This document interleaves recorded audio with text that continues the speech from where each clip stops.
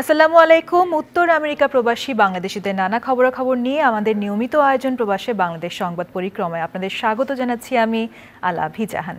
আজ যে খবরগুলো আমি আপনাদেরকে জানাবো তা হলো নিউ ইয়র্ক স্টেটের অ্যাসেম্বলি ওমেন ক্যাটালিনা ক্রুজের ফান্ড রাইজিং অনুষ্ঠান জ্যাকসন হাইটসের রিভার্টাল কার্যালয়ে অনুষ্ঠিত হয়েছে। আয়োজক ফাহাদ সুলাইমানের পরিচালনায় অনুষ্ঠানে বক্তব্য দেন ব্যবসায়ী নেতা শাহনেওয়াজ ও গিয়াস আহমেদ সহ কমিউনিটির বিশিষ্টজনেরা।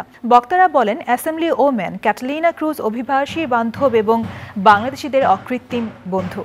অন্তর্বর্তী সরকারের প্রধান উপদেষ্টা অধ্যাপক ডক্টর মোহাম্মদ ইউনূসের আগমনকে কেন্দ্র করে জন এফ কেনেডি আন্তর্জাতিক বিমানবন্দরে আনন্দ সমাবেশ করেছে যুক্তরাষ্ট্র বিএনপি অঙ্গ ও সহযোগী সংগঠনের নেতা কর্মীরা। বিমানবন্দরের ৮ নম্বর টার্মিনালে অবতরণের আগেই নেতৃবৃন্দ অন্তর্বর্তী সরকারের প্রধান উপদেষ্টাকে স্বাগত জানিয়ে স্লোগানে মুখরিত করে তোলে টার্মিনাল এলাকা।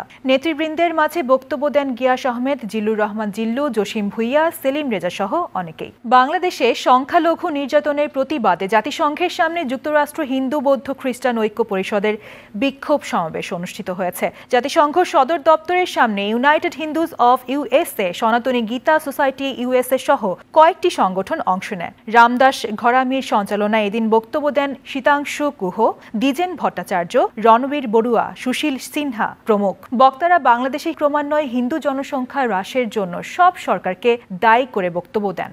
আটলান্টিক সিটিতে কাউন্সিলম্যান মমিনুল হক মামুনের নির্বাচনী সভায় ঐক্যের জয়গান রচনা হয়েছে। আটলান্টিক সিটির ৫ম ওয়ার্ডের কাউন্সিলম্যান পদে প্রতিদ্বন্দ্বিতাকারী মমিনুল হক মামুনের নির্বাচনী সভা স্থানীয় একটি ভেন্যুতে অনুষ্ঠিত হয়। বিএএসজে সভাপতি জহিরুল ইসলাম বাবুলের সঞ্চালনায় সভার বক্তারা ঐক্যের কোনো বিকল্প নাই বলে অভিমত দেন। এদিন বক্তব্য রাখেন আঞ্জুম জিয়া, আমির কাশ্মীরি প্রমুখ। এই ছিল আমাদের আজকের প্রবাসে বাংলাদেশ সংবাদ পরিক্রমার সকল খবর। আগামীতে আবারও দেখা হবে। সকলের জন্য রইল শুভ কামনা।